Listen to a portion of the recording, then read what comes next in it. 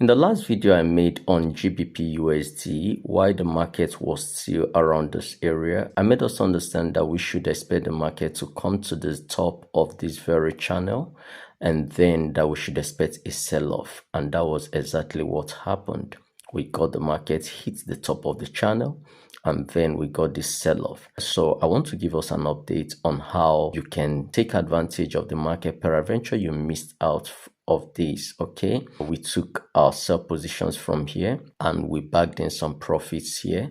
We are not experiencing a kind of a pullback or a rally that will lead us to the next move. Okay, our ultimate target is actually this point. Okay, this very point, that was where I made us understand that we are coming to. All right, so if you're new to my channel, this is Mobile Trading Academy, where we simplify forex trading and also give our thoughts on the market. Okay, so if you look back from here, you see that this market has been in this channel. Okay, so there's the top of the channel and there's the bottom of the channel. So for a while the market moved back and forth within the channel. Here we got this fake out here, and we also got a fake out here. And a fake out in one direction of a chart, a channel, or a pattern should lead to an extended move to the opposite direction. All right, so we should see price coming down to this side, but we have been seeing a kind of a consolidation happening all around here, and that gave us a kind of a triple top here. Okay, we saw this top,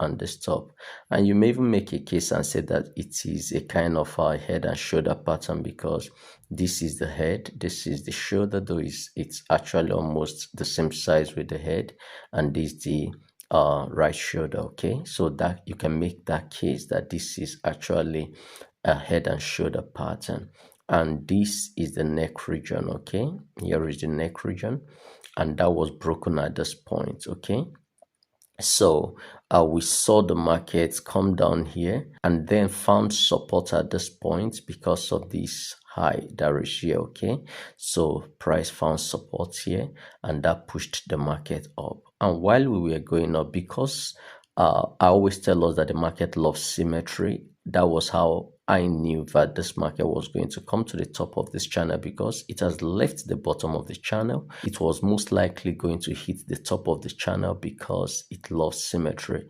And also there were this was series of highs. Okay, we had these highs here and we had these highs here, so there are liquidities above there, because the people that are selling these breakouts they put their stop loss just above this point and above this point. So these market makers would come to take out those stops before moving the market down.